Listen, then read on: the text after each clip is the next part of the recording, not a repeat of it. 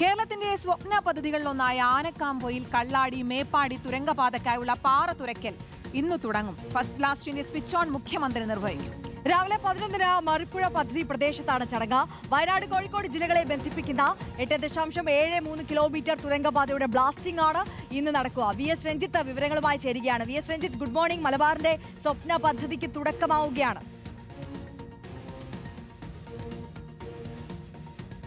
Arya, Keerthana, very good morning. രാവിലെ 11 മണിക്കാണ് ആനക്കാംപൊയിൽ മറിപ്പുഴ പദ്ധതി അവിടെ ആ പദ്ധതി പ്രദേശത്ത് മുഖ്യമന്ത്രി പിണറായി വിജയൻ ഇതിന്റെ ആദ്യ ബ്ലാസ്റ്റിംഗ് സ്വിച്ച് ഓൺ ചെയ്യുന്നത്. മന്ത്രി P. മുഹമ്മദ് റിയാസിന്റെ അധ്യക്ഷതയിലാണ് ഈ ചടങ്ങ് നടക്കുക. സുരക്ഷാ പ്രശ്നങ്ങളുള്ളതിനാൽ നിയന്ത്രിതമായ രീതിയിലാണ് ചടങ്ങ് നടക്കുന്നത്.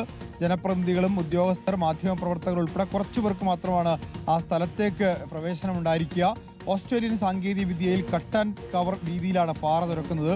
റോക്ക് ഡ്രിൽ ബൂമറുകൾ ഉപയോഗിച്ചാണ് തുരങ്ക നിർമ്മാണം നടക്കുക. കിഫ്ബി പദ്ധതിയിൽ 2043 കോടി രൂപ ചെലവിലാണ് പാതയുടെ നിർമ്മാണം.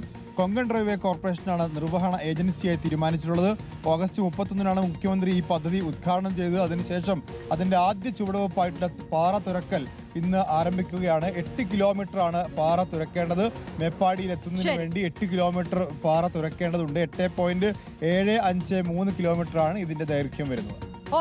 VS രഞ്ജിത്താണ് വിശദാംശങ്ങളുമായി ചേർന്നത്.